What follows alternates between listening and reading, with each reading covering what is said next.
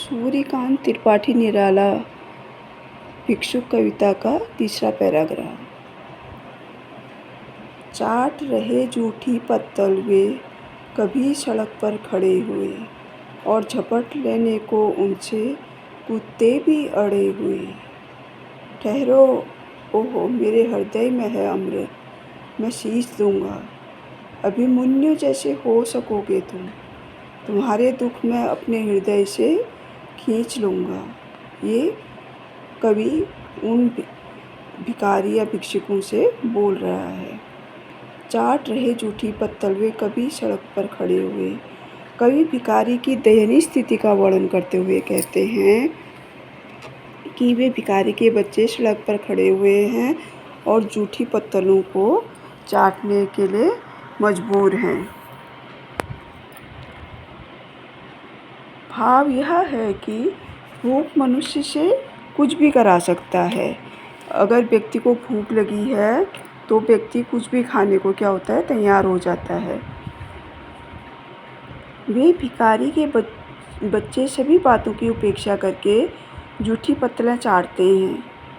भिखारी के बच्चे इतने भूखे हैं कि वे जूठी पत्तलें चाटते हैं, लेकिन जो वो जूठे पत्तल हैं वो भी उनके भाग्य में नहीं हैं, क्योंकि वहाँ मौका पाते ही कुत्ते खड़े हैं उनसे क्या करने के लिए, जूठे पत्तलों को छीन लेने के लिए।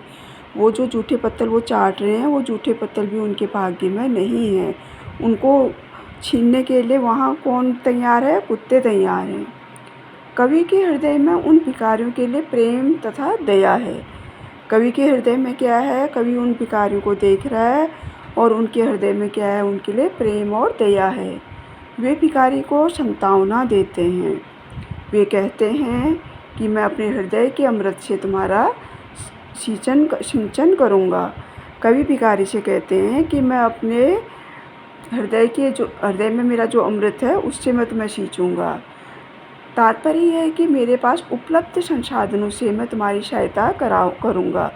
मतलब वो कह रहे हैं कि मेरे पास जो भी संसाधन है, मेरे पास इतने संसाधन तो नहीं है, लेकिन जो भी मेरे पास संसाधन है मैं उनसे तुम्हारी सहायता करूँगा। कवि का सशक्त साधन है उसकी कलम। कवि की सबसे बड़ी ताकत क्या होती है, कलम होती है। ये तो आप सभी लोग जानते हैं। अपने विचारों एवं भावों से वह जनसाधारण का ध्यान इन लोगों की दयनीय दशा की ओर आकर्षित करने का प्रयास करेगा। कवि अपनी कलम से उनके बारे में लिखेंगे और लोग उसको पढ़ेंगे तो उनका ध्यान क्या होगा, उस ओर आकर्षित होगा। कवि कहता है कि उन भिक्षुओं की स्थिति भी अभिमन्यु के समान ही हो सकेगी। जिस प्रकार अभिमन्यु हार कर भी अमर हो गया, उसकी वीरता एवं साहस के कारण उसे सबका प्यार मिला। अभिमन्यु हार गए थे लेकिन वो क्या हुए, अमर हो गए थे। अभिमन्यु को सब लोग अभी भी याद करते हैं। उसकी वीरता एवं साहस के कारण उसे सबका प्यार मिला, वह सबके हृदय में बस गया। उसी प्रकार कवि कहते हैं कि यद्यपि भिखारी इतना संपन्न नहीं है, भिखारी क्या है, अभिमन्यु की तरह क्या है, वो संपन्न नहीं है। अर्थात कि भिखारी के दुखों को अपने हृदय में खींचकर वे जनसाधारण का ध्यान आकर्षित करने की कोशिश करेंगे।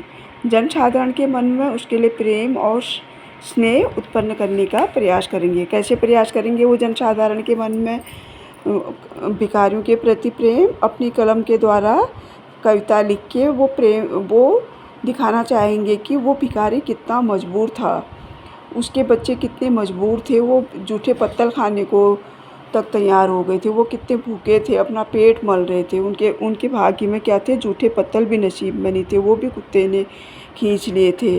तो वो कवि कहते हैं कि मैं अपनी कलम से उनकी दयनीय स्थिति का वर्णन करूँगा और जो भी मतलब जनता है उसका ध्यान अपनी तरफ आकर्षित करूँगा।